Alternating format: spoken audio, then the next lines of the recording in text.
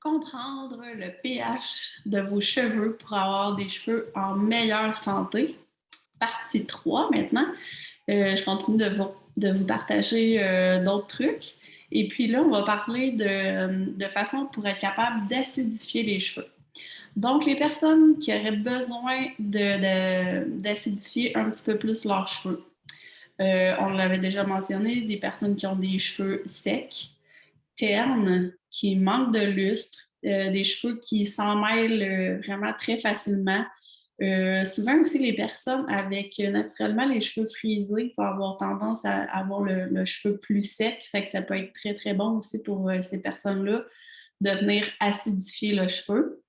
Et on se rappelle que le pH des cheveux naturels, c'est de 4,5 et que pour aller faire des techniques de cheveux, ceux qui ont les cheveux colorés, qui peuvent avoir différentes techniques dans leurs cheveux, les cheveux méchés, il faut aller dans le plus alcalin. Fait que déjà, à la base, si vous avez les cheveux colorés, méchés, défrisé dans cette catégorie-là, il est fort probable que vous ayez besoin plus d'acidifier vos cheveux. Comme moi, j'ai les cheveux méchés.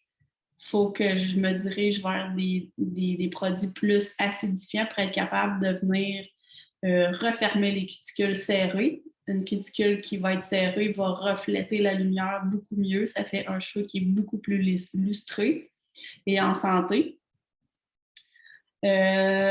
Donc, je vais vous partager deux solutions naturelles, encore une fois, pour venir acidifier le cheveu.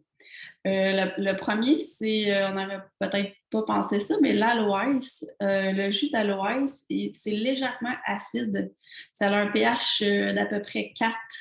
Donc, ça peut être très intéressant pour venir refermer les cuticules, de pouvoir mettre du jus d'aloès. Là, je vais vous montrer, moi, c'est du gel d'aloès que j'ai, mais ça pourrait autant faire l'affaire à mettre dans une bouteille en vaporisateur.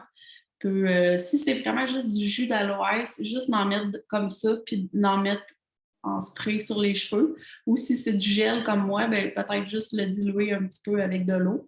Et puis vaporiser.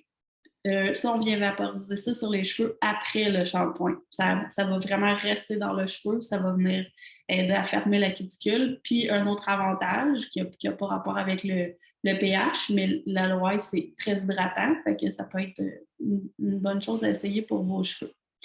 Deuxième solution naturelle, c'est le vinaigre de cidre. Ça va être, ça a un pH naturel de 2,3. Fait que si on prend du vinaigre de cidre naturel, ben, directement de la bouteille, puis on met ça dans nos cheveux, ça, il ne faut pas faire ça. Parce que c'est vraiment trop acide, puis là, ça va être contre-productif parce que là, on va agresser nos cheveux, puis ils vont être encore plus secs. Fait que c'est vraiment très important, si on utilise le vinaigre de cidre, de venir le diluer. Et la proportion, ça va être de 1 pour 5. Donc, une partie de vinaigre de cidre pour 5 parties d'eau. Fait que ça peut être utilisé avant de se laver les cheveux pour être capable de. Ça va venir dissoudre aussi même le gras du cuir chevelu, les résidus. Ou ça peut être fait après, dans la douche. Ça peut être fait après après le shampoing. On prend cette dilution-là, on fait un rinçage, on laisse agir peut-être 1-2 minutes. Ça va vraiment venir refermer les cuticules. Ça, cette technique-là, après le shampoing, c'est recommandé particulièrement pour ceux qui utiliseraient des shampoings plus naturels, des savons en barre naturels.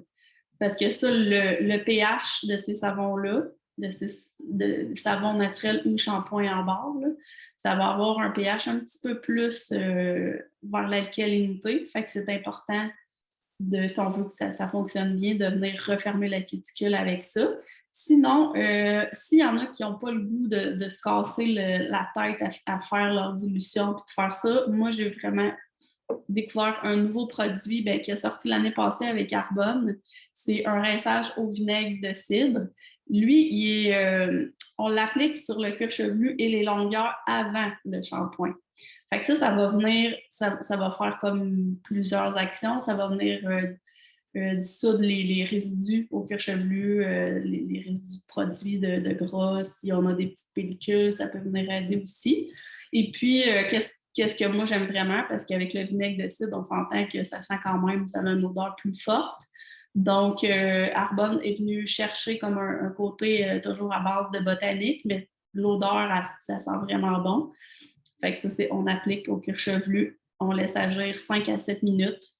Le cuir chevelu et longueur aussi, parce que ça travaille au cuir chevelu et sur les longueurs pour refermer les cuticules. On laisse agir et après ça, ben là, on lave nos cheveux comme à l'habitude, shampoing revitalisant. Donc, ça fait le tour de tout ce que j'avais à vous partager sur le pH et les cheveux. J'espère que ça vous a plu.